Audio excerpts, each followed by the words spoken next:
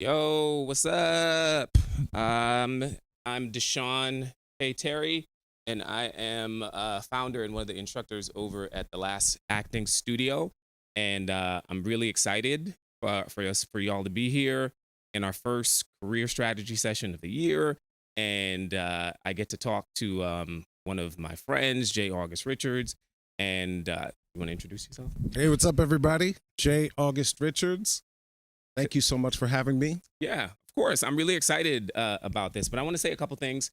Usually we do the Zoom sessions. However, if you know me and you've heard me, you've worked with me before, I love collaboration.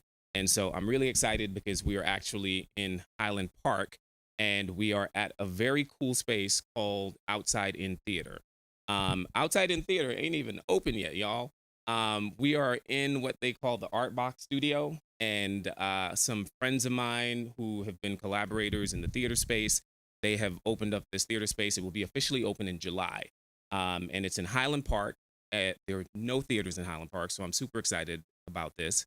And they are working. One of the things they like to say is that they're working at the intersection of where live and digital theater meets. So a lot of their spaces and the work that they do, you can work in that space for live theater, but it's also they have the equipment and the technology to also easily make it digital theater. So I'm really, really excited about that. And they are going to open up officially in July. And their first project is going to be play by Casey Rogers. I know some of y'all know Casey. So Casey is not like officially a part of the Last Acting Studio family, but everybody that knows Casey is a part of the Last Acting Studio family. And I've known Casey for years.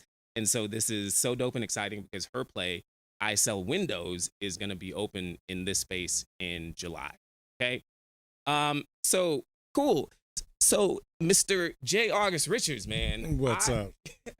I remember when I saw you first post that you during the strike, that it seems as if, and you correct me if I'm wrong, because we actually haven't spoke about a lot of this because I wanted us to just have this like authentic conversation. But I saw then that like, oh wow, he just created a course about being a series regular. And I have to first give you your flowers. And I have to give you your flowers because you are a 7-time series regular. And as an actor, and for the rest of y'all who are who are actors, whether you've done a series or you've been up for a series or you've been doing those guest stars, I mean, imagine that, y'all. Like that is really and truly to me the nexus of sort of hard work in our industry, right? Because I think at some point with depending on the trajectory of your career, right? Maybe, this thing happens, and then all of a sudden the branding machine starts going. And so you're just getting offers. And I'm certain you've got offers and stuff like that. But I just have such mad respect just because of the amount of just sort of skill, both as an artist and also as a business person that it takes to be in the television. How many hours of television? 250. I'm just taking this all in. That's so kind of you. Thank you so much. Yeah. I'd say over 250. Yeah, I mean that is freaking impressive, and so I just think that that's really, really, really astounding. And so when you said that, when you posted on, that I'm doing this course, I got super excited, and I got super excited because this is not a space where we see a lot of black faces. It's not a space where we see a lot of black men. It's not a space where we see a lot of queer black men. And so, and that you have the experience, that you've been in the trenches. And he was saying, hey, let me open up to share with y'all some of the things that I know and learn. Now, I know Jay, like I said we're friends, but we, but I honestly, and I think it's important that I don't like know him. Like, it's not like we hanging out every weekend. Right. Right. But we feel like we know each other, though. Yeah. Well, it's that sort of like, that industry thing where it's like, we've been in the same spaces so long. And mutual respect and admiration as well. Yeah. Yes. I love your work. I love you. I think you're a powerful person. And the fact that you instruct this course, instruct this class, this studio is beautiful to me because there also are not a lot of black men, a lot of black queer men in this space.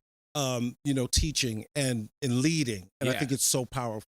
Yeah, and so that's why it was powerful to me because when I started going into the teaching space, that it's something that you got to unpack for yourself because if Right. you haven't seen images of yourself teaching and engaging, and we live in a society where it's like the majority of the teachers I had ever seen were just straight white men. And Exactly. so there was a Exactly. connection to that. Yeah. But I also know you enough to know that you are insightful as a human Mm. being.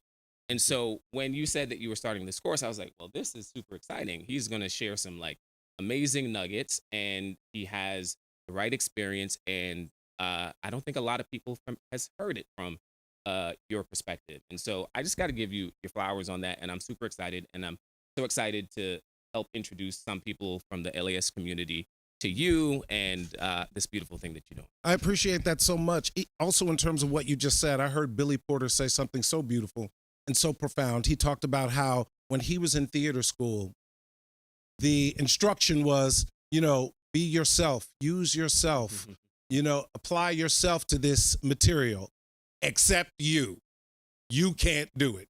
You need to be something else. You need to pretend to be something else. You need to portray yourself as someone else in order to do what everybody else is going to do. So that's why I think it's so. I have a wonderful friend named Nichelle Protho who gave me my flowers just like you did in the regards of saying there aren't a lot of black men in this space who are, leading. And so I noticed the people who gravitate toward the course, which is of all races, cultures, everything.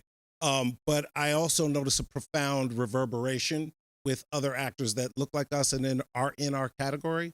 And while my course is absolutely for everyone in Universal, all of our lives, we've had to go and study theater as with the suspension of disbelief, using someone else's experience as the teaching unit. My course and what I'm doing online and in talking is very black male forward, just for the sake of a lot of times we don't often get things explained from our point of view. We are constantly having to interpret. Yeah. I even think about it in terms of television, especially. Rarely are we given the opportunity where something is written in our voice. I feel like I wish I could go fast with auditions and with memorizing lines, but I can't because I have to make the lines mean something to me. If you want it as written, I have to find a way to do it as written. I can't, it doesn't live in my body that way. I watch my counterparts who are white, my white female counterparts, especially, and male counterparts as well. The words fit in their mouth like a glove, and it's a voice that they grew up hearing.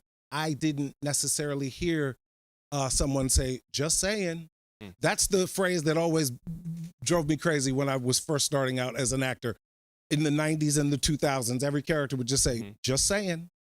And that just never fit well in my body. I didn't know what that meant. I didn't know what the intention was. And so, I feel like a lot of my experience comes out of also taking characters that are underwritten and filling them. And I feel like a lot of my experience as an actor comes from that place. Even when you listen to the course, and the advice that I give is about taking creative ownership, especially as a marginalized person. You ain't got no choice but to own that character and to invent that character and to imagine who that character can be, because you weren't necessarily in the mind of that room when they created that character. Especially when I first started out, the rooms were not diverse.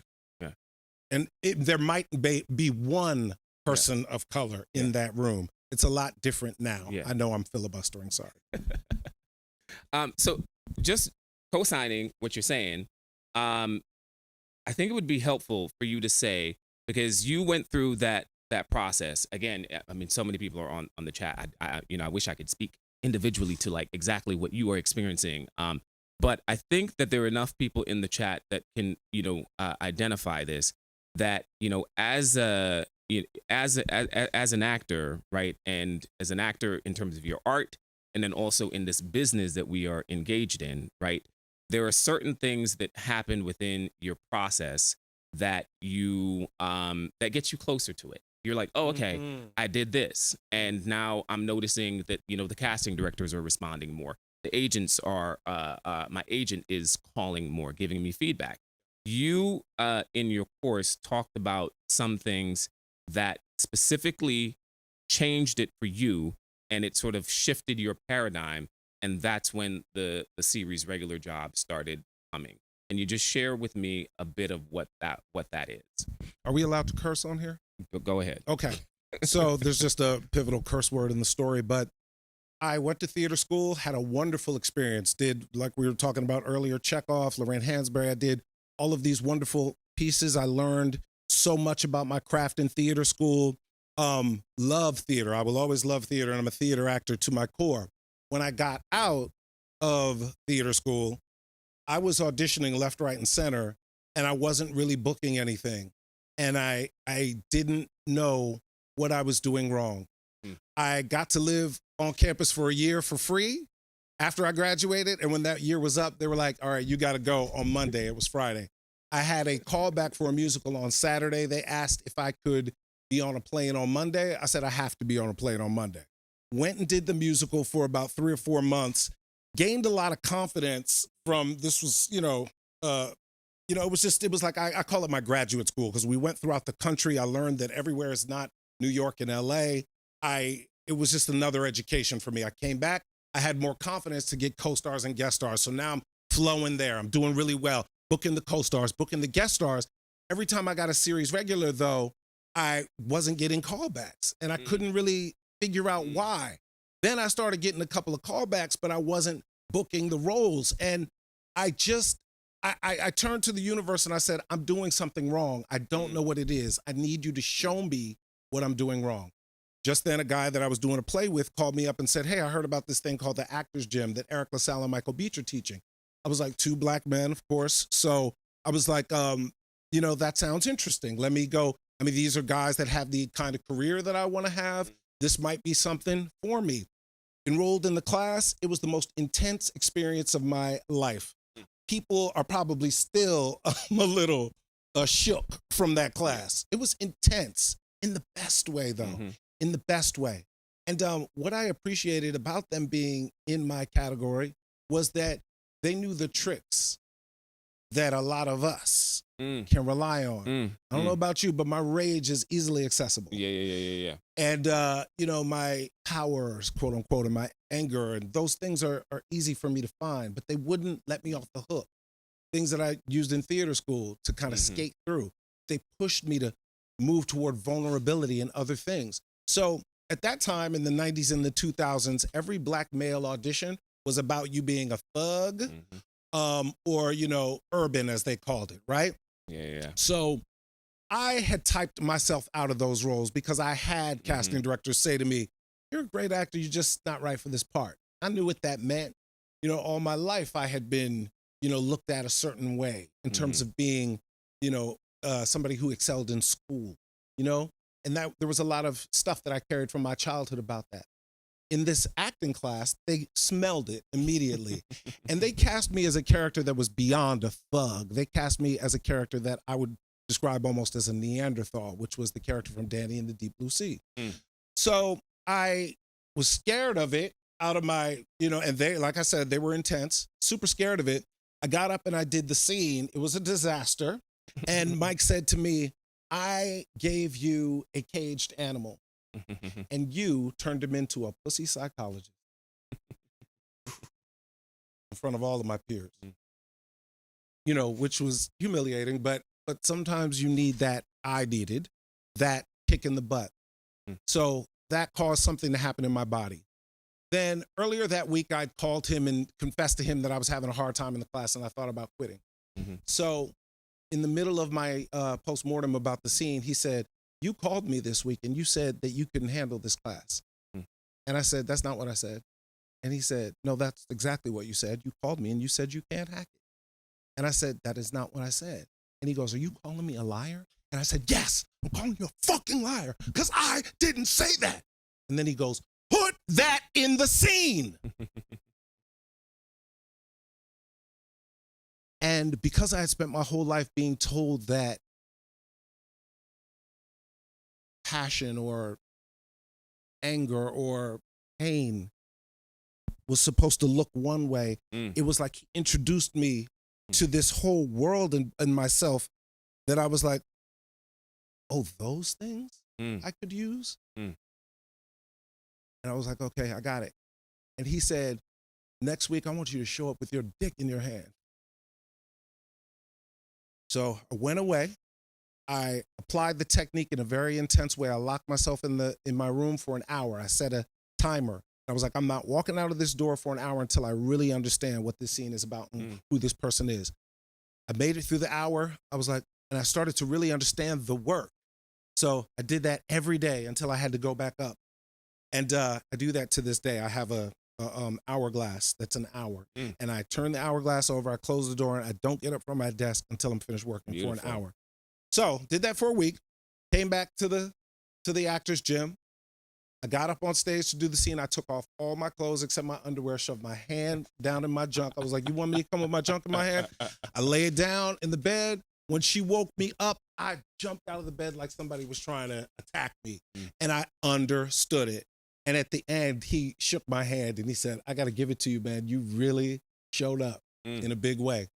And that was the thing that I needed to break that barrier of booking the co-stars and the guest stars to the series regular world. I started to begin to realize I have to use my own wealth of experience, of emotion, and I'll never type myself out again. I'll never do that to myself again. It was such a crime that I did that to myself. So when I got an audition for this streetwise vampire hunter, homeless, rough around the edges, a role that ordinarily would have scared me, now that I was out of this class, I was like, I can't wait to find him in me. And there were a lot of guys that I thought would have been better for the role than me. The old me would have thought that way. But I knew that I was right because then I started tapping on the things that I needed to make the vampires real and to make my homelessness real and to make my connection to my gang real. And I walked in and read it. It was just me and the casting director pre-read. She was kind of like looking at me like I was crazy. And she was like, can you come back at 3? I was like, oh, yeah. She was like, oh, that word is duet, as dust, not duet. I was like, oh, okay. Came back at 3. I forgot to tell you I dyed my hair red because the head of the WB at the time felt I was too clean cut for the role. She said that. So I dyed my hair red. Interesting. Red for Joss and them. They said, is that a spray? And I was like, yeah, it is a spray in my hair. And they were like, okay, so you can remove that? And I was like, absolutely. And then I got Cool. That's so dope. You know, what I hear from that and what I'm hoping other people are hearing from that is your one of the mottos that you have like a bunch of them, but one of the mottos that you have is you say, and correct me if there's anything that I'm misstating. Okay. You say, don't do the scene right. Do the scene as you. Boom. Right. Yes. And so I just want to point that out. And now I'm getting a little frustrated with my, I'm seeing some of my students in my head that he's saying that the discovery of doing the scene as him led him to book archetypes or roles that you don't even assign to him upon meeting him, right? Because sometimes, you know, people get a little bit confused about this whole, you know, concept of letting yourself into it. That means that you're going to be playing yourself all the time. Right. But you're saying from the very beginning, by starting to live the scene as me, I ended up opening and accessing these, you know, these roles that people may not have immediately cast you as, or you thought that you wouldn't cast you as. That I wouldn't have cast me as. Yeah. Interesting. Yeah. That's dope. Yeah. That the thing that you're doing to yourself. The thing that I'm doing to myself. And when I say don't do the scene right, I think that we all, when we read a scene, we have an idea of what it's supposed to be. We have an idea of how it's supposed to sound. The thing says pause there, so I'm going to pause there. The thing says I do the Carlton happy dance, I'm going to do the Carlton happy dance. The thing says, what are you doing? I'm going to say, what are you doing instead of what you doing? Like I really would. You know what I mean?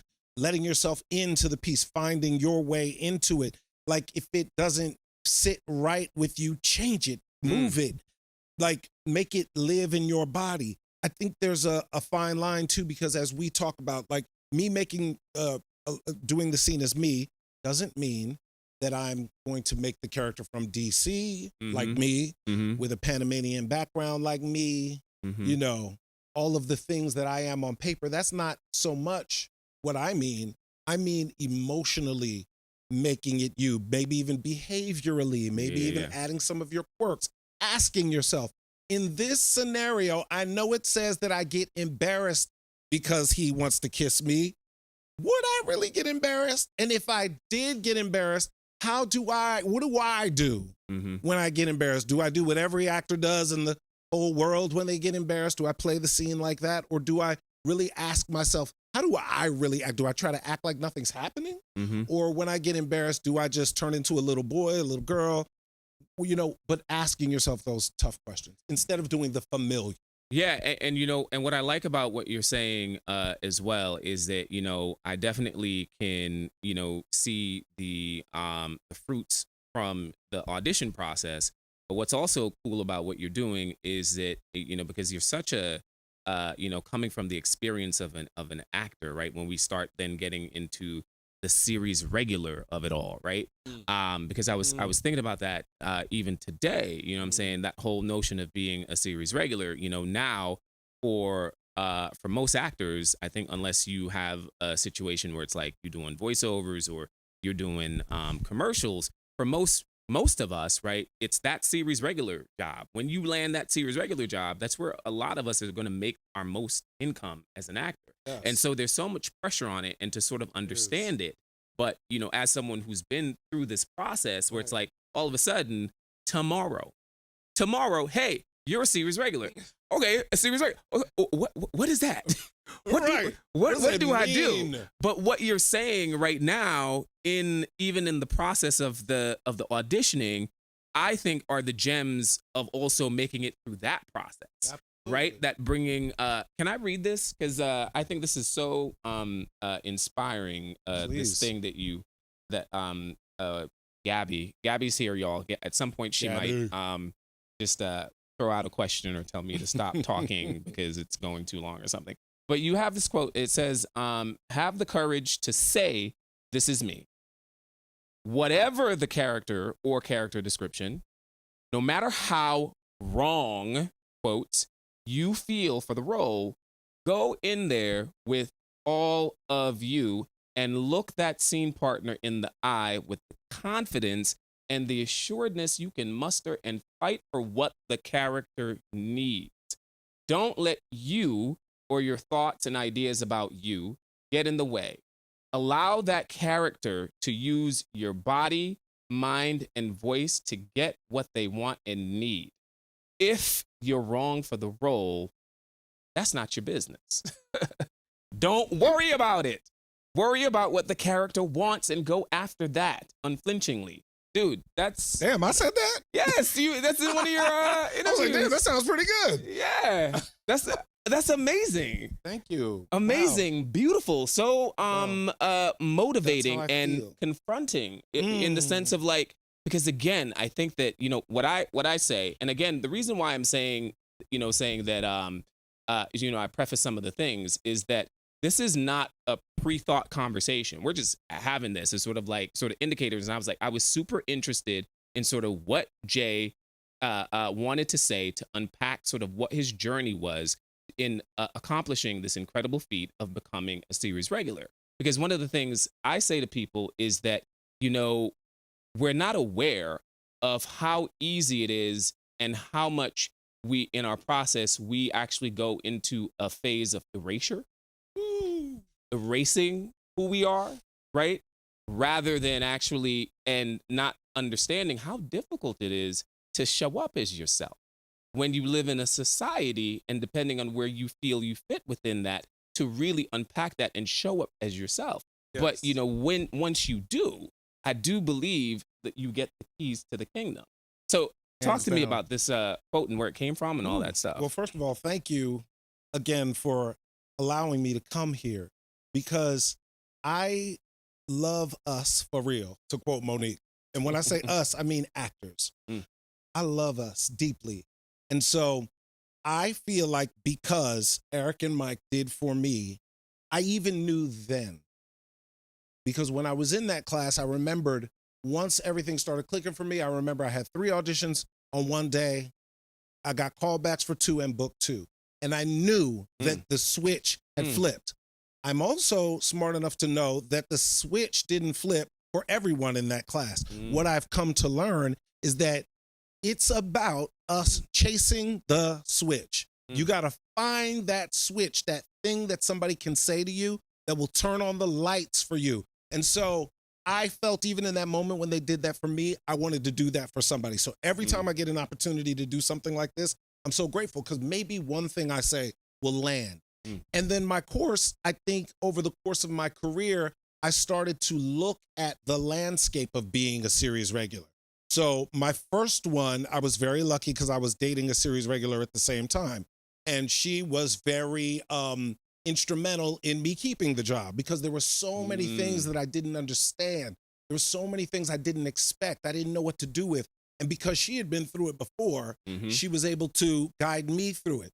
Second series regular, third series regular, I started to really figure out that that being a series regular is a little more corporate than people think it might be. And that was interesting because we're actors, man. We're creative. We love the work that we do. I mean, you got to be so passionate to pursue this career.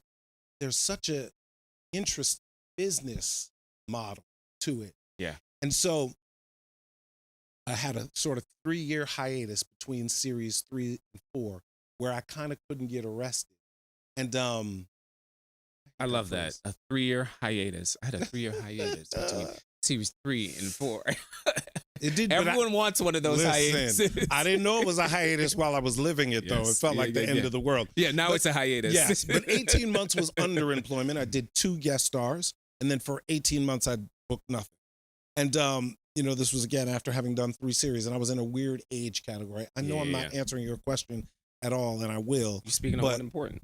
But that period happened, and I had a huge transformation, which coincidentally overlaid the period where I started to really embrace and accept my sexuality in that period, because I had begun to attach my self-worth to my career, which is deadly.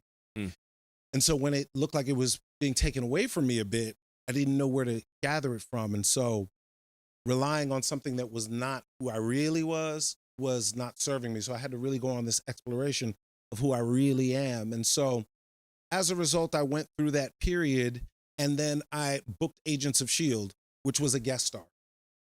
And then from that guest star, I booked my next 2 series. And that's when the course started formulating in my mind. I was like, I see the pattern. Wow. Now, let me also attribute a lot of it to my representation, whom I love. And, none of us can do this alone. There's a part that we do, and there's a part that they do. So I began to notice the part that I did, and began to start writing the course in the back of my mind. I was like, if I wrote a course about being a series regular, these are the things that I would want to talk about. These are the things that I think people should know, because most actors don't know the players, which is profound to me. Look, I didn't know the players either when I started. I didn't know what the political landscape of the studio and the network, the executives, I didn't understand how that worked until Agents of S.H.I.E.L.D., then Notorious, then Kevin Probably Saves the World. I started to understand that corporate matrix. So all of those pieces I began to put together, and I was like, now is my time. Now is my time. Someone did it for me, so maybe I can be that person to ignite that spark in someone else. And the thing that I'm responding to what you're saying is, and also why I think that your point of view, I think is so useful, because what I see, and I'm hoping that a lot of people can see their experience within yours, because what I'm hearing that I think is really useful is that, first of all, you have a mind where it's like you think also pragmatically. So you talk about the business of it, which I think is so important for us. I mean, beyond just even the experience of being actors, this is an American challenge that we have, that we are expected to know what we want to do before we actually experience it. So we wanted to be actors, and we didn't know what that experience, we really didn't know what that was. And it may not be the best way to go about selecting a career, right? Or Right. selecting a job. And so in the Right, because you may not like those yes, backstage parts, yes, those business parts of it. Because, yes, like in the course, how I say there's the work of being a series regular, there's the job of mm, being a series regular, and there's a business. yep, If you don't like the business, mm, and if you don't like the work that you have to do between jobs, which can be harrowing, like yeah, it was in my case, it can become very not working can be very confronting. yeah, Yeah, because you're bringing a lot to not work, you yeah. know? So if you don't like those things, you have to like those things almost as much as the work. Mm.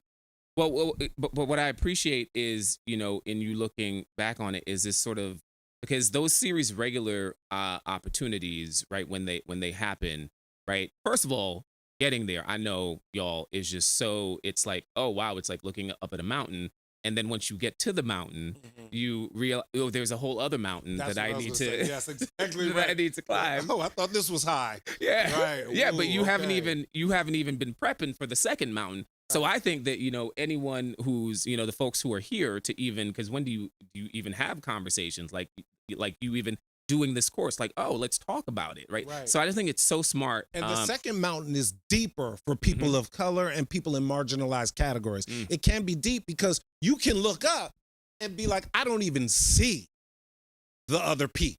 For me, mm, I mm, see that one peak, and for me, it was Will Smith. mm, It was like, okay, he's on that peak, but mhm. I don't see a lot of like how other categories got the Jake Gyllenhaal and the Chris Evans and the Yep. Chris Pine and the Yep. Chris this Yep. and the Ryan that and the Ryan this one and the Ryan that one. You know what I mean? Yep. So that can be a little Yep. confronting. A little. But I think but again, it's a sort of like well, that's one of the things that makes this so powerful to me is because you also are speaking from someone who's like because sometimes actors they're so amazing. Actors are so amazing. We adore them. We respect them, and we see the final take.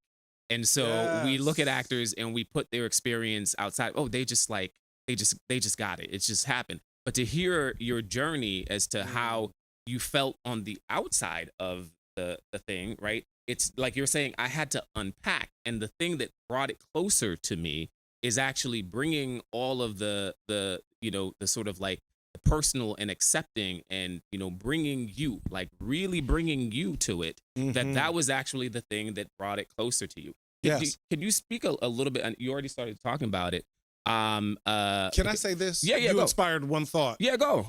In the chapter in the course called Securing the Next Job, this is the thing that keeps me engaged between jobs now is finding new parts of myself that I want to share with the Mm, camera for the next mm, job. And it wasn't intentional in that 3-year period where I landed on the fact that, okay, I got to really embrace this and live my life 100% as a gay man. I mm, have to do this. And then it served me in subsequent roles. It wasn't intentional, but in these periods, because I'm between jobs at the moment, and I like to go on an exploration, finding parts of myself that I'm unfamiliar with, mm, um, and hopefully somehow I can use it in whatever role that there is that I'm mm, playing next. In this season of my life, like we were talking about, like I have had to confront my own imposter syndrome mm, and mm, recognize that mm, as actors, it's kind of inherent that mm, we have a certain amount of imposter syndrome. mhm, But, I was so gung ho about doing the course and I just started writing it out of the clear blue. And someone had asked me a long time ago if I wanted to do an online course, but I just kind of started writing it. And then when I was halfway through, I was like, yeah, I may have something here. So I called her back. Her name is J. Love Calderon, a brilliant business coach. And I said, you know what? I think I'm ready. I'm working on it mm, now. I'm halfway through. I think I'm ready to try this. We did it. It was just a pure love. It was all love. But then when it came out, for a second there, I was like, who am I to mm, to to have these big opinions?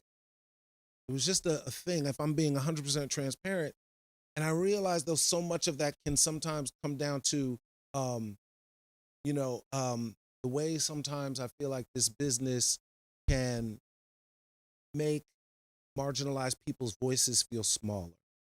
And I had to really shake that off and come to just confront that for a second. Say, no, have been a professional actor for Yep. almost 30 years. I have done no other job but acting for 30 years. I've done 7 series regulars, 6 of which I had to stand in front of the whole network, the whole studio, the whole production team to perform, and I did. One I got offered. Beyond that, I did countless guest stars, co-stars. I have built my career from the ground up. I moved out here with nothing. Mm. I lived on $1,000 a month for years, and that is enough. And I'm allowed to have a perspective. Mm. And so those own internal voices sometimes that we have to, even just going to an audition, sometimes you feel like I don't have enough of a name for this role, or my resume isn't big enough for this role. Who cares? No one cares. If you connect to that material and do what I described in that thing and find that place in you, you can leapfrog, a lot of people and book a role. So Wow. Yeah, I mean, I hope that y'all are hearing and experiencing what I'm hearing, because what I think is so unique about what you're saying is you are dialoguing on both the sort of like the internal and sort of personal experience, your own personal things, and the things that we don't understand about your life and the way that you may feel other, right? yeah, And it doesn't have to be your sexuality. It can be I'm from Alabama, Huntsville, and you and I talk to people about this all the time. Just like, and you feel like, that this part of myself, like you're not allowing in. Or even you're saying the internal conversations that you have with yourself. What I'm hearing is that because very rarely do I feel like we get that connector of, because we're in a capitalist, we are in one of the most capitalist of the industries, right? The film and television industry is extremely capitalist. It is so opposite of art that we work in, right? Or the investigation of the personal.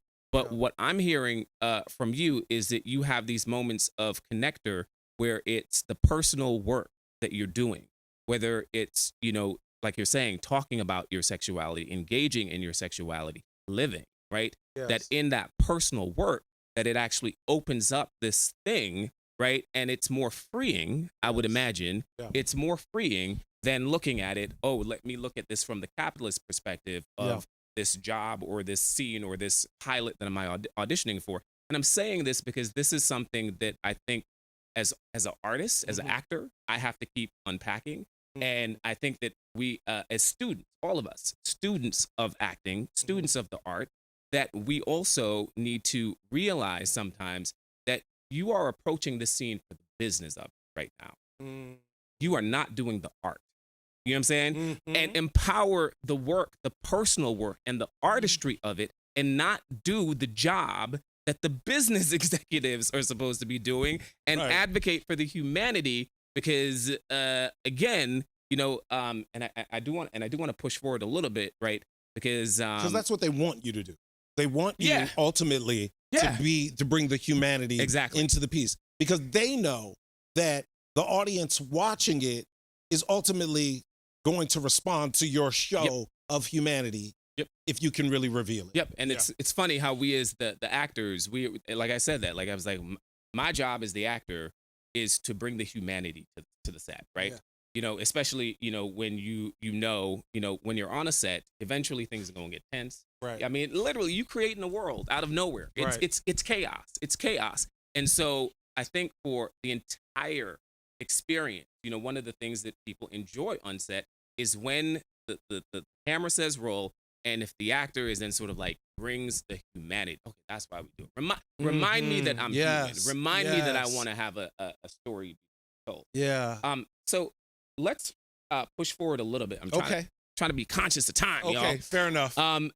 Let's push forward a little bit, because you talk, after talking about what's your personal journey to start booking the series regular roles.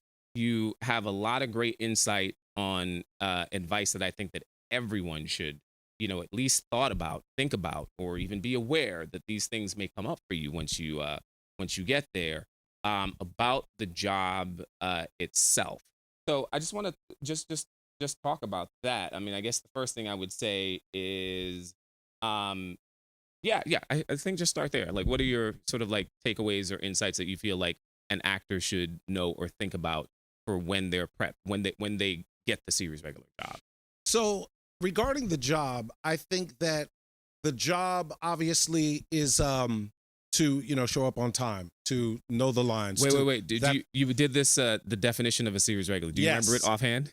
The entire thing is a series regular takes creative ownership Mm, of the role they've been hired to play and collaborates mm, with each department within the production to mm, bring the character to life. Now that is the work. Now the job is mm, on the set, they take on a leadership mm, position, and off of the set, they positively promote and mm, represent not only the show, but the studio and network at all times within truthfulness and reason. So, what I mm, mean by that is if I'm just talking to you and I'm going to tell you exactly how I feel about the show. If I'm in on camera, obviously I have to represent the show positively. And, some people would say that that's obvious, but I think that in this day and age with social media and such, a lot of people are getting kind of caught up in a wrong way and forgetting that that is a part of the job. Then the business is to use the opportunity to master your craft, mm-hmm, further your career, and build financial stability for yourself. So that is something that I'm deeply passionate about yeah. as far as the business goes. Oh, to also leverage, you can never forget to leverage the series that you're on into another series, Mm, hopefully. But on every job are the seeds of 10 jobs. I lied to you now, it's like Pokemon. You got to find them. mm, They're everywhere. It might be the PA. It could be one of the writers who's a baby writer right now, but is going to go on to be a showrunner. It's going to be, and this is where actors, I think a lot of times miss the boat, is with the studio and network executives. mm, They are the ones who are ultimately going to say yes to you for your next job. So there's an entire landscape of a future work that is present in the current job. You also, it's incumbent upon actors. I used to call this pitching your tent. When an mm. actor gets a job and suddenly they become a monster. What I say you're pitching your tent there because you're not thinking about the future. You're parking yourself on this job and this Mm, job alone. So you have to, forward think to when this show is over. I need these people to be mm, advocates for me. So money is a huge one for me because there has been a shift in this industry mm, mm, and no one is telling anybody mm, that the business has changed. I mm. think we figured it out over the course of the strike. There was a But we will time, forget. but we will forget. But there was a time when actors were rich. Yeah. Actors are no longer rich. Yeah. Okay. So when you book your series regular, it is not about you buying a Range Rover right away. It's not about you moving into a house right away. It's not about those things because the way that the business used to be structured, if you got a series regular, you were good for a bit, especially because it was probably going to run more than one season as things do now, right? So now, because of the financial landscape of what we do as actors, it is incumbent that you keep it chill. Mm, In the course, I lay out very specifically what I think every actor needs to do based upon the season of television they're on. Because also in this climate, when your show is over, you ain't getting no residuals. mm-hmm, I fortunately did Angel in the 90s. I still get residuals from that show. They're not huge, mm-hmm, but they're something. mm-hmm, These days, it ain't gonna be nothing. mm. So I go into great detail about money and the series regular experience because it has shifted and people are not conscious of it. Yeah. I just love the detail in which you're thinking about it and how you're looking at it holistically because I talked about capitalism and the personal and the artistry, and as actors we run a corporation. We do. We have a brand. And it sucks Mm-hmm. when things are happening or your business or things have occurred in your business that you have not even put in consideration because you're caught up in other things. I feel like this should have been a 3-part conversation. Because we didn't even get to talk about the team aspect of no, the not business. yet, not yet. And okay. I want to go back, and I want to focus on. We could save that. We'll save that if you want to know about the team. We can always come back and do it aspect. again. We can always do this Or again. they could check out the course at www.beingaseriesregular.com. Yes, that part. I go into everything in detail in the course. Beautiful. Let's talk about the work, right? Because you Yes. said, and say it again because I can't remember it. Okay. What is the definition of the work of the series regular? The work of being a series regular to me is unique. It's different than doing a feature or doing a play because for me, the definition of a character is the sum total of events that the character does throughout the course of the piece itself. So you have a fixed piece of material that you can gauge, measure, take things from, create the character and build the character off of. In television, you don't have that luxury. You get one script at a time, maybe a few if you're lucky, and your character isn't finished yet. Casting you becomes a part of finishing it. So you are intricate to the development of the character, and therefore, to be a good series regular, you have to take creative ownership of the character. You can't wait for other people to tell you who to be, what to do, how to feel, how you feel about her over there, how you feel about him in the office. You know, you got to have opinions about everything. How do I feel about the case? Why is this case important to me? Do I drink coffee? Do I drink tea? When the prop guy asked me, do I want martini or do I want white wine? What does it say about my character? Okay, I'm going to make these choices. I'm collaborating with the prop man, with the costume, prop person, with the costumes, with the writers. I'm collaborating with everybody to fulfill this vision that we are creating together. Right. And that's the difference between a series regular to me. And so these are the skills that you want to show in your audition. Exactly. So it's like, so you walk on to the set, right? And as a series regular, because one of the things that you say, I don't remember what it was. You say a series regular requires one thing. You, right? Yes. And so you showing up now for day one, and you are there to collaborate. And if you aren't collaborating, then you are not taking advantage of the opportunity, right? That's correct. And in addition to that, right? If you, what we're saying, like what you did in the audition process impacts what you're doing. When are you going to take agency and start bringing you to it? Yeah. When are you going to, you is the thing that you collaborate with, that you have as collaboration. Yeah. You see what I'm saying? Yeah. So it's just sort of like my version or my interpretation of what's happening in this world, and they want that collaboration. Like you are a part of that, the collaboration of the entire set. And I'm saying that because I hope for those of you who book your series regulars this year, because we're in pilot season, yay, let's go. When you book your series regular this week, that you walk into the set empowered and having agency that, okay, let me generously collaborate.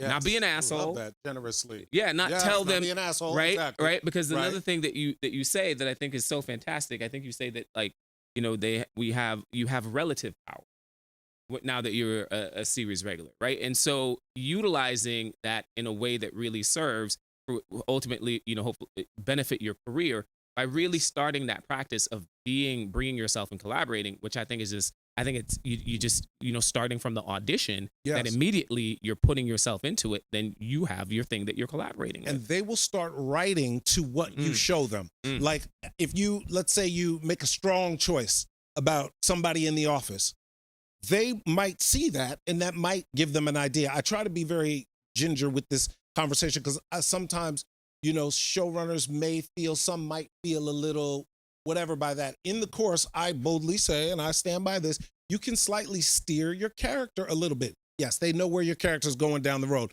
but there are things that can happen, things that you can do that they will start writing to. They want ideas from you. If they hate what you're doing, they'll tell you not to do it, or they'll just leave it on the cutting room floor. But if you give them something, they will literally go, did you see that look that so-and-so gave so-and-so? We need to write more to that. In one of my lives with one of the writers from a show that I was on, he told me on the live on Instagram something I didn't know, which was on a show that I did called Girlfriend's Guide to Divorce. I was a guest star. The chemistry between myself and the leading lady, they felt was interesting. So they wrote more scenes with her and I alone, even though she was brothers with my husband. So you know the character. So that's one of the ways that you can help them, not help them, but collaborate. Yeah. It's just collaboration. And like I said, maybe they were planning certain things that you might bring to the table all along, or you can give them an idea. Yeah, and what I'm also hearing is that you're saying that in this idea of collaboration, collaboration does not necessarily mean that you need to use your words, that you need to Right. don't have nobody email me, be like, well, I saw Deshaun and Jay said, and so I'm emailing you, showrunner, to tell you my idea, right? That may not be the way that you get to collaborate, and it may not actually. It's probably not the most powerful way that you get to collaborate, right? Right, But it's about starting. Me personally, I just feel like you just gotta show it to them. I don't even like, me personally. Some actors like to talk a great deal before they shoot the scene. I don't really like to talk about it. I just want to show you what I'm thinking. And then 9 times out of 10, they'll be like, yep, yep, yep. And then you will notice that sometimes a writer won't necessarily show up for your scene because they trust you. They'll trust you. They know when so-and-so is in a scene, they're going to know what to do. I don't have to be there. Beautiful. Hey, Gabby, how are we getting questions? We haven't told people that y'all can put questions in the chat. Okay, we have one, so we'll keep talking if y'all ain't got no questions.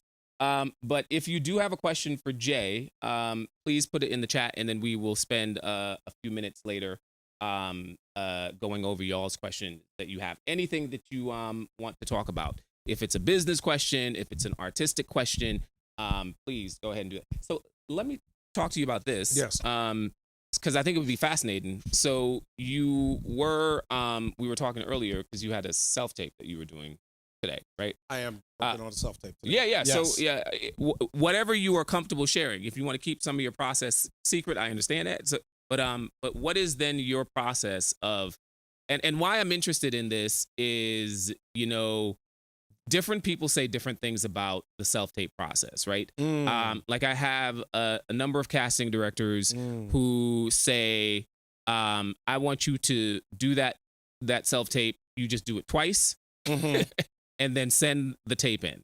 That's the process that that some casting directors say, right? Yeah. I have a different process than that. Yeah. Different people have. But what is what can you share with us about your process of self-taping? You know what's deep? I don't think anybody really knows yet what self-tape, the fullest extent of what a self-tape can be, what a self-tape should be. I think it's still being determined, and I'm still determining it for myself. My last 6 in-person auditions, minus one that I had during the strike, my last 6 in-person auditions I booked. I'm not saying that to brag. I'm saying that to say my last 100 self-tapes, I did not. Saying all that to say, there is a rhythm to the room that I miss, that I understand. I think that there are tools in the room that help you build a career, not just book a role. So how that is going to happen moving forward, I don't think anybody knows. For example, I developed a relationship with a very prominent writer just because he saw me so many times in the room, saw my work so much. People say, yeah, people might remember still from self-tape, from the producers that I've talked to, and I've been doing a private study about this for a few years now. I don't see that happen. I don't hear about it happening. So all of that is to say, my current theory, because also the beautiful thing about the room is that, once again, we're talking about using you, right? So the reason why the room was my wheelhouse was because I just came in pouring on me from the door. Don Cheadle has said to me for years, you book the role before you ever open your mouth to say a word of the sides. I find that to be true. If you come in being you, and that doesn't mean that you have to be a ball of energy. That doesn't mean you have to be over the top. That doesn't mean any of those things. Puff said, even the biggest superstars in the world, like Janet Jackson, walk into the room, don't say a word, but you can feel their presence. Saying all that to say, that was one of the great tools that I had in my arsenal for booking a role. I did book my last series on tape, which was Vampire Academy. So that was the first role I booked on tape, maybe ever. So my current theory is just you that you are using in the scene just has to be present, so present that when it's over, I have an idea of who you are. Mm, mm, That's my feeling right now. mm.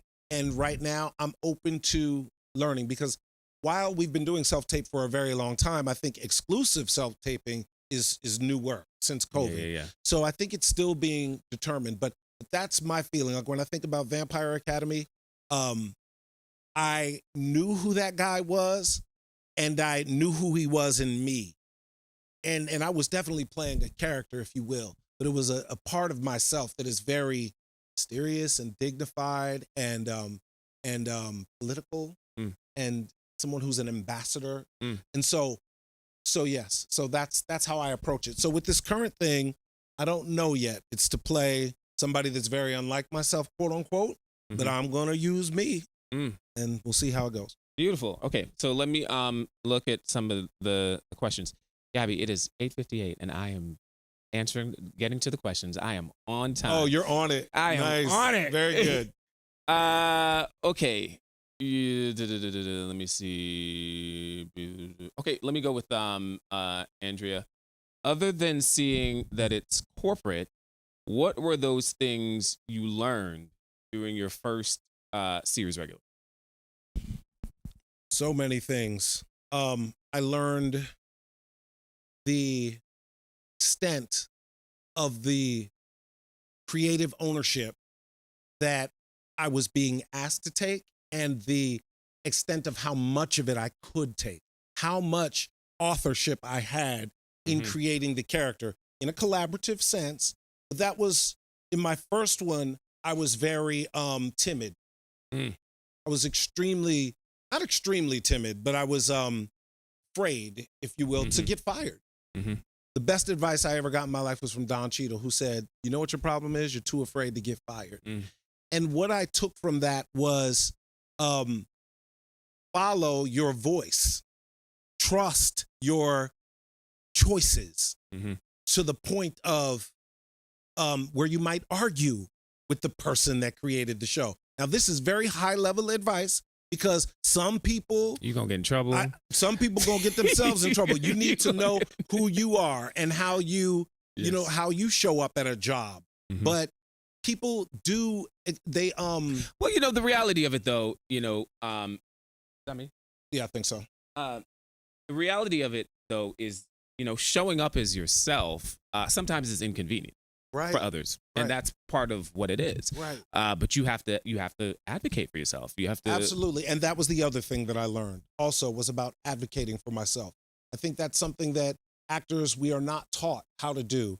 And I've seen it. It's happened to me where I've been in a circumstance where I did not stand up for myself. And I talk about it extensively in the course about moments where I still like cringe Mm. of what I allowed to happen. It took me a few series to realize that again, there you still have power. Mm. You have the ability to say no to things that you feel are violating, that might be, degrading or any number of things. I want anybody who watches the course to walk away from it knowing that they have a voice and that they Mhm. have agency because this is how abuse happens and this is how discrimination continues to flow by people not speaking up. So over the course of my career, I've learned how to use my voice and how to stop things from happening that were not good for me. Beautiful. So yeah, Michelle Meredith was Michelle. Michelle says, "I always hear about confidence being key to the series regular level. Have you ever had a crisis of confidence in your career? And if so, how did you overcome it?" Michelle, why are you asking daily. easy questions? Yeah.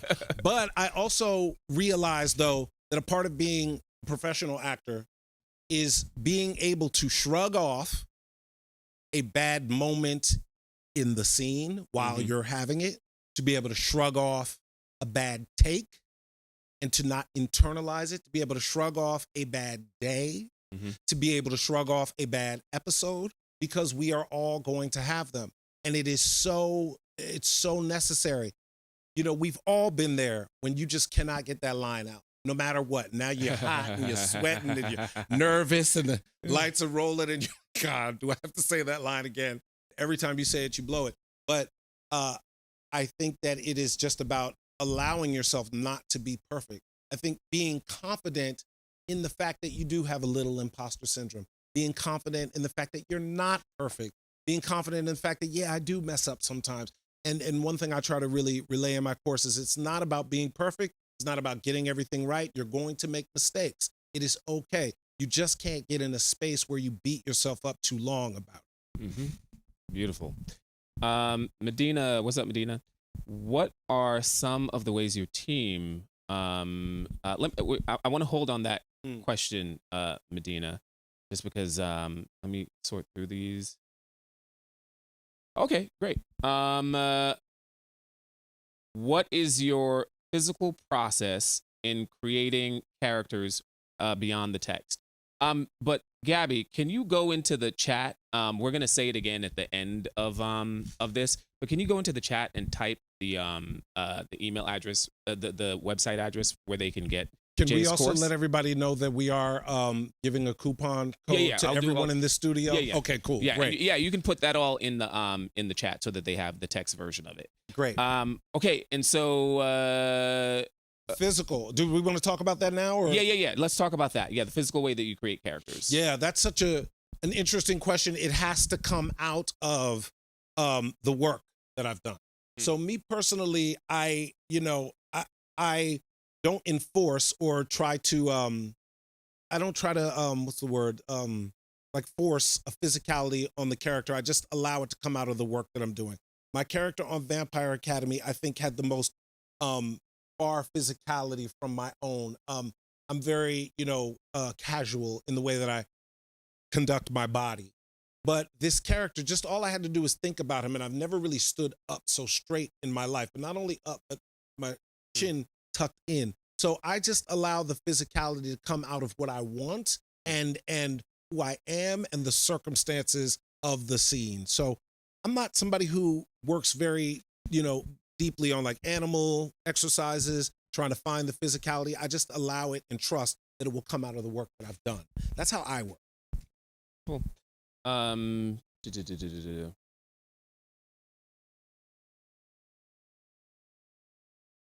Okay, I think this is a great question. Tiffany says, relation to your next 10 jobs are on set. That's what you said. There are many execs on the show. It's a great question. Do you tend to build relationship with ones you truly have a connection with, or do you move strategically? I feel like I already know the answer to that question, but no, that's a great question, and I believe in organic relationships. I really do. I don't try to enforce or force a relationship with anybody. There's a certain professional courtesy that's going to go on between you and the executives. But I do try to, because people can smell when you want something. Yeah. You already have something in common, which is the show. You care deeply about the show and your character. Hopefully they do too. You have all that great stuff in common. And out of that, hopefully you'll find other things in common as well. I think people ultimately respect people who are in their own skin and don't try to morph into who they think someone else wants them to be. So if I'm not bonding or connecting with a co-star or an executive or a writer or a director, I trust that our bond will be built off of the fact that I'm being honest in this moment about the fact that we don't really have that much to talk about. And I'm not going to force it. And I trust that you'll respect me more for that. Mm-hmm. I think that also would allow for the relationship to change and grow, if you start from that sort of honest place of like, this is what the relationship is now, and you never know what that relationship can become. I also want to say in regards to that question, right? Again, it's just sort of like, somebody on set is going to have an organic relationship with you because, everything that you're experiencing, they are experiencing. And to me, it's just sort of like, in these conversations, just the honesty, the same kind of honesty that you want to put in to the work, and then put that into your overall just sort of relationships that you're building, and trust that I always look at it as everything that it helps if you focus and you think to yourself, this is a process. Like I said, we're corporations, we're building our brand. I actually like the word tribe. It's sort of I like love that. Yeah. I'm putting out my feelers to attract more people who are authentically in my tribe. And I'm also trying to, Beautiful. express to them my tribe, right? Which is, I'm introverted at times, and I want to be honest about that. You know what I'm saying? Yeah. So it's like there's certain things that I feel like we think don't belong on set, but when you put it out there, then people are experiencing the same thing. Absolutely. Absolutely. And if we're leading with us, with who we are, we'll naturally attract the people who are meant to be drawn to us. Yep. Yep. Here's a good one. I've heard people say to send 2 tapes for self-tape to show you can take direction, but do you think that dilutes your performance? That is a great question that I don't know the answer to. I think that every office is different. We briefly spoke earlier about some things that I'm hearing that other people are doing in their tapes. I think that right now it's being defined as it's happening. I would only send 2 takes if I felt really strongly about both choices and I didn't know which one to go with. Otherwise, me personally, I would focus on the choice and the choice that I felt the most strong about, and trust that they'll see something in my work and give me an adjustment if they want to see something otherwise. Oh, beautiful. So okay, so Jalen, what's up, Jalen? Jalen says, what advice would you give to someone like myself who has not booked anything, which has been for 4 years, though auditions often? Would you say it's a matter of time or recommend a different tactic? That is a great question. I would love it if we were in the same room together so I could ask you a couple of questions and maybe you can answer here. But I would ask you first, how confident are you in your process? Do you love your process and does it excite you? And even deeper question is, are you using your process? Because sometimes some of us, a lot of us, do one thing in class and then we go out in the real world and do something different because we're like, oh, that's just theater or that's just class. In the real world, I need to do it like this. Yep. So those would be my 2. Are you psychic? Because I know Jalen, and I think Jalen, that should probably resonate right there. Oh, wow. What he just says. Yeah. That would be my biggest question. Because just to put a bow on that story, the thing that they gave me at the Actors Gym was a way of working that excited me. And that excitement is what brought me to the series regular level.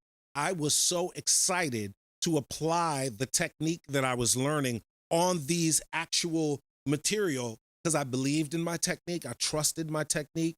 And so I just couldn't wait to get an audition and figure out, okay, what parts of me, what scenarios am I going to envision to put myself in this circumstance? I was so excited about the way that I was working. So my question to Jalen would be, are you excited about the way you're working? And if you are you really using it in the real world? Quote unquote. I'm going to pause on the questions for a second because I just want to sort of riff of some of the things that you're saying. That thing, it has come out of my mouth. I haven't said this recently that, I think as actors, we get hired for our process. Yes. Real talk. Yeah. And I'm a little bit flippant about it, but I'm saying like that person who you're frustrated by, but that you don't really think they know how to act, but they book in all the time. I'm like, their process is real simple. They do that thing. Right. And that is a process. And that's a process that casting can count on. That's right. And so it's like, great. You're talking about somebody who might not have studied. Yeah. They're coming off the street. Yeah. You know why? Because all they have is them. And that's another reason why a lot of times someone can walk in off the street and you'd be like, where did he come from? Because they don't have a lot of other. Now they're going to need it. Yes. Because guess what? You're going to need a process eventually because everything you're not going to be able to immediately connect to just basically doing you. You are going to need an education as an actor if you want to have a career, because they're going to offer you that role in the Scorsese thing. That's going to be the next. You walked in off the street. You booked a great series regular. You're the star of the show. Now Hollywood wants you for a feature. Then you're going to go read for Scorsese, and you're not going to be able to be period. You're not going to be able to use the material that's not in your own voice. So we all need this education, but sometimes those of us who are trained get a little over intellectual when it comes to television, because in television, I just want to see a real person. Yeah. I need to believe that that's you. And I think the pinnacle of television acting is when people go, no one could have played that role but you. That's what we're going for, even in an audition. Especially in an audition, I want to make this character so indelible that the casting director goes, that's the only person that can play this role. It's so specific. That's what we're going. Well, say that thing that you, one of the things that you said is that you, in doing the course, you had a clear realization that character is found. I'm doing a bad version of it. Maybe you remember it, where you said that you used to think that character was already there or something like that, but then you realize that character is created. Yeah. What is it? Especially in television, that they basically, in the script, it's just a skeleton of a character. I mean, they might not admit that, or they might not. Some do and some don't. Yeah. But there's a skeleton of a character there. Now you have to come and give it bones, and you have to give it blood, and you have to give it, arteries, and you have to bring it to life. So I think that's what you're referring to. Yeah, well, one of the things that and maybe this isn't what you said, but one of the things I received from it is that you, what I got from it was that you were saying that, when you send in that audition tape and they see the character in your mannerisms, your skin, they go, that's the character. Yes, and it's not that. Right. I think what I said was, it's not that you're the person that they were looking for; it's that you gave them a person that they found. And so then connect that to me, because and what you were talking about with Jalen, because I think this is important.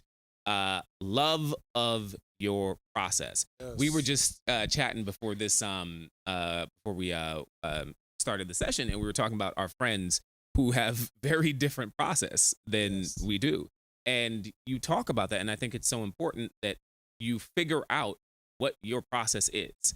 And Jalen, it sounds like that's exactly where Jalen is. Like, he's got if he's studying, I feel like he's probably getting a really great process. My question is he applying it? Yeah. That's just, and Jalen, I don't know what the answer to that is, but it sounds like it might be something along those lines. Yeah, but that whole idea of just love of your process and worrying less about the result. Yes. Right? Because the other day I had someone in class, they felt like they sent a great self-tape, and then they said, they were like, and then I found out I didn't book the job. So now, and I'm like, but that didn't still mean a great self-tape. Yeah, that didn't mean you didn't send a great self-tape, right? But it's about that love of the process that you're leaning in and you're sending. Okay, now maybe I'm getting a little hippy-dippy, but I'll be very, very, and I think you're going to co-sign with me, right?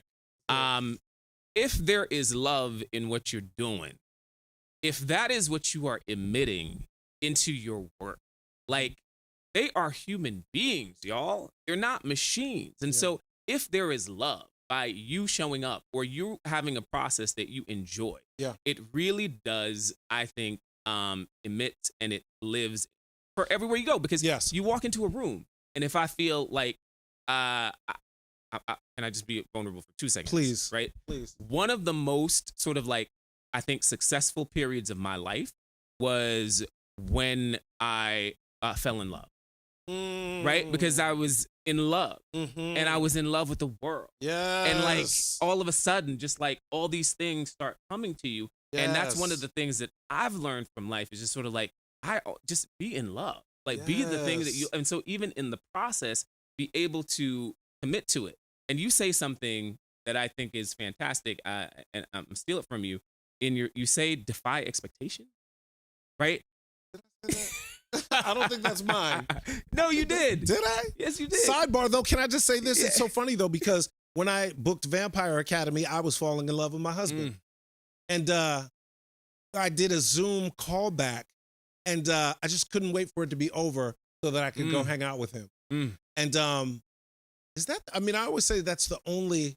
I feel like of all the self tapes I've ever made, I got 2 callbacks. One was for Steven Spielberg, and the other was a series that I booked, Vampire Academy. And now that you mention it, I think that had a lot to do with it. I do. And it served the character as well. So yeah. But defy expectations? I don't think that's me. I think that's you, man. Really? I have it written here. It sounds like a slogan for something. I can go hard and like convince you that that's what you said. Right. Maybe I did it in regards to what? In regards to so what you said was and how and let me say this, right? I really enjoyed, because I knew this was going to happen because I just know you. And so when I was you going through your course, I was very interested in terms of, you know, from my journey, like just sort of like I've studied so many different aspects of technique, and you know, from the actor perspective and also the acting teacher perspective. Okay. Right? And so I was just super interested to hear your perspective because of the nexus of where you sat in terms of like the amount of work you've done, what I know you to be as an artist, and also how insightful you were. And so you said some things in your words that I would then be like, yep, this is why that goes to that. That makes sense with that. And it was brilliant. And it was so, and said in a human way. But one of the things that you said is, you know, defying expectation, or maybe those weren't the words that you said. And that it's, what I received from it is that it's always an important part of storytelling. Meaning that no matter what story that you tell, whether you're doing a self-tape or whether we're doing a play, if you ain't defying my fucking oh damn, I just wow. If you ain't defying my expectations, then I as the viewer, I'm not going to get involved, right? And so I think part of the thing that you're saying is that I know what you're talking about. I think you might be talking about when I was talking about playing the opposite. Could it be that? Yes, you talked about that. Yeah, so in booking my very first series regular, that was the key. I saw Meryl Streep on an episode of Inside the Actor Studio where she said, always examine the opposite of what your character is saying. Now, in the scene, I was pushing this person away, telling them how much I hated them. Yeah. But right before I walked in the audition, I heard Meryl's voice and go, because I didn't know how to play the scene. It was 4 pages of me pushing you just this be character hearing away. Meryl's voice? In this particular case, I did, because I was so hungry. I was searching. I was like, I don't know what to do with this one. And so as I walked through the door, I heard her voice, and I played it the opposite. I played it like, I really actually want to team up with you so desperately, but I don't know how to say it to you because I am a homeless street youth, and these things have happened to me in my life that have made me untrusting of people. Yeah. So I'm not trying to push you away. I'm trying to bring you closer. Yeah. And that, I think, is an example for me about the depth of work that needs to be done that is different from a series regular versus a co-star or a guest star. A co-star or a guest star, you need to hit the beats as written for the story to be propelled for the most part. But for a series regular, now I get to play a little bit because we want the audience to follow me. So I get to be emotionally complex. If you're a guest star and you're more emotionally complex than me, we got a problem. But as the series regular, and so that emotional complexity, I think, is one of the things that distinguishes a good series regular audition from any other kind of audition. And what I received from that was the context, and what I received from that is, you know, that sort of implicit thing that we need in storytelling, right? Which is, you said, defying expectations, or we can, you know, say it, you know, simply as surprise. I need for there to be a surprise. I did say surprise. Right? Yes. There needs to be a surprise. And I think, you know, upon this sort of like thing of utilizing self, right? That when you do that, because you are only you, that automatically then also brings in that element of surprise. Absolutely. Right? Because, I did not know my character was this character ultimately was going to have, is going to be this eloquent, black man, you know, as you were surprised of your relationship to the first series regular that you booked as well. And so I'm just saying that sort of like implicit element of surprise and welcoming that. And when you work, as yourself, then automatically, then we're then starting to get more engaged in terms of like, well, where is this going to go? Because I haven't seen it lived through this particular life force. You know what I'm saying? Absolutely. And I love this conversation right before I have to work on an audition because I'm going to go home right now and we'll work on it right now. But the he is beautiful hinting. thing, He's like, Deshaun, no, not end at all. I this." wasn't hinting. But the beautiful thing is, the hunt is never over. Like I'm sitting here right now, and as you were saying that, I was thinking about the amount of work that I have to do on the audition that I have to go do and turn in tomorrow at 3:00. Because right now, I don't know. I don't know what I'm going to do with this character. And this whole process for me of doing this class is also me embracing the fact that till the day I die, I'm going to be trying to figure it out. Yeah. And that's the work. Yeah. And that's the beauty of it. And it's okay. So I'm excited to go home tonight and figure out what parts of myself I can embed in this character and make it seem like there's no one else who can play this. Dang. That's my second time cursing in 5 minutes. I'm sorry, y'all. So I want to start to end with you're looking at the questions because I have a little bit of Gabby something I want to use. Question, though. Is there any questions that we have to get answered based off of what you're seeing? Because I can't see the full document. This would be the last chance to do that. Question. Oh yeah, Gabby. Yeah, can we do that? Yeah, Gabby. What's your question? I don't remember. Say it.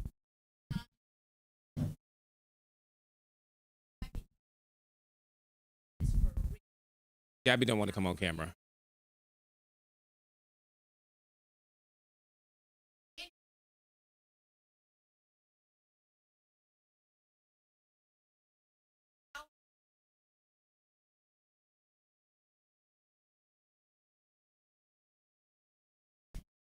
Can you repeat the question so that the audience... So for anyone who didn't hear, she asked me if coming out, because I came out as a gay man in 2020 during the press run of our show, Council of Dads. Well, I would say I came out professionally before that, right before we started the show. On Council of Dads, I got the role of a married gay father who was being asked by his best friend's husband to sort of be a surrogate dad to their children. And the script was beautiful. The role was beautiful. And I was at a point in my life where I decided that in order to move forward, I had to fully embrace who I was as a human being. I did. And then this role came, right? But I had never been out with the people that I work with before. And I realized that in order to creatively own the character and collaborate as a full collaborator, I would have to come out to the people that I work with if I wanted to do the level of work that I wanted to do. I could have not, and it would have been fine. But what I'm aspiring to, again, my goal is when someone watches my work, I want them to say, nobody could have played that role but him. So knowing that that's what I wanted, I knew that I wanted this to feel like the most authentic Black gay man you've ever seen on television. Not, not a stereotype, not a cartoon character. I wanted him to be super authentic. And the only way that I was going to do that would be able to say to the writers, this is my life. And this is what I know of my community. And this is what I want to see on the walls in my house. And this is, this is how I want to get down and what I want to wear. And this is what this is who I'm seeing.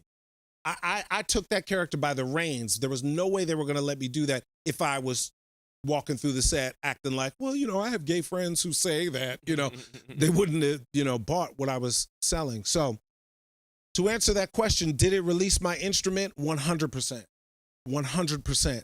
There was no way I could have played that role. And unfortunately, I've watched a few actors play characters like that and try to stay in the closet at the same time. And it was destructive to their soul. And so I didn't want that for myself. So it definitely released me deeply. And I grew so much as a human being and got married myself right after, something that I had been wanting to do and not quite sure what the block was.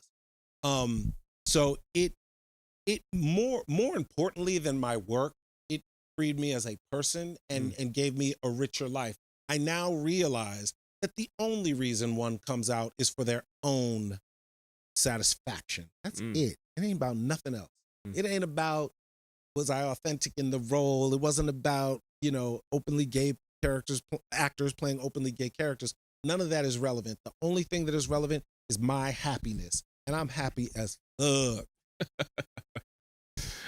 Okay, so sort of wrapping it up, we have several business questions. Dang, man, this is so complicated what we do as I'm sitting here having this conversation. Just so many angles we got to look at it. Right. But there is one question where someone is asking, how does your team? There's a lot of questions about team, and unfortunately, we can't go over everything that he talks about because it's a lot. Yeah. It's a lot, and I've had a lot of iterations of teams, and I have a lot of opinions, based on my own experience and the experience of many actors that I've worked with about who you should have on your team and who you should maybe wait to put on your team. I have very specific ideas about how the industry has changed and how there was a time when certain people on your team was just a fact. You booked a series, you hired this one, you hired that one, you hired that one, you hired this one. But in this climate, I don't think that those rules apply anymore. Yeah. So I have very specific ideas about that in the course. I have had many teams. Yeah. Yeah. And so, unfortunately, but maybe we will have you back because I really enjoyed chatting with you. Me too. Man. This has been great. I mean, I feel like I can feel the people out there. Yeah. But this has been very warm and very wonderful. But I have a lot to say on that topic, but you're right. We should save it. Yeah, deeply inspirational. Gabby's signaling me. Yeah, absolutely. Yeah, for sure. The point of the course really to me is to prepare you for the job before you book it, because I think if you know what the job is, then you have then when we know what something is, we know what we have to do to attain it. So that was the premise I built my whole career on. I felt like if I could be around working actors, then it would become real for me, and then I would become a working actor.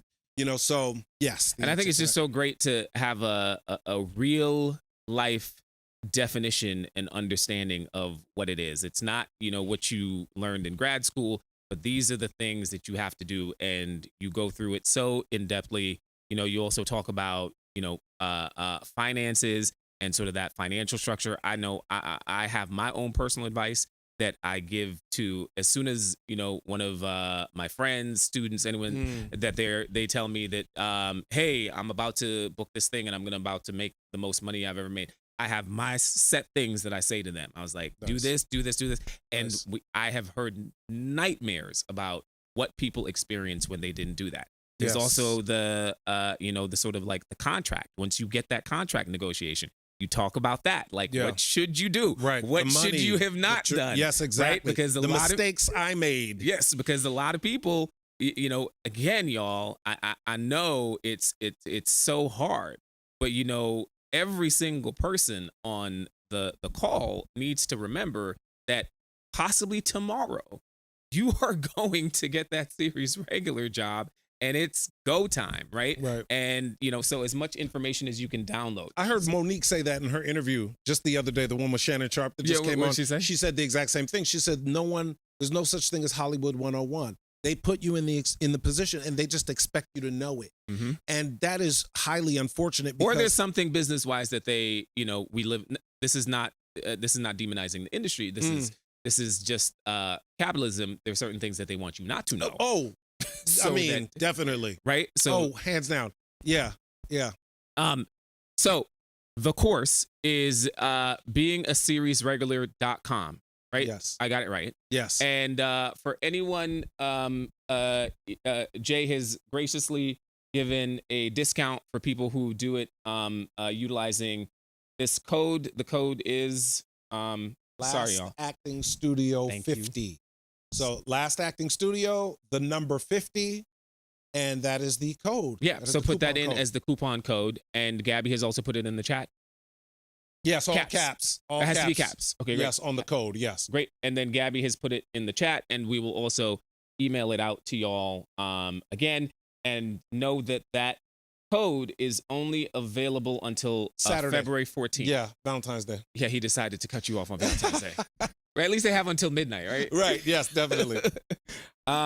Okay, y'all, we have to wrap up, and I just want to say thank you again to Outside in Theater for allowing us to do this cool in person. Usually we do this Great. just on Zoom, and so I'm excited that we're playing with the format.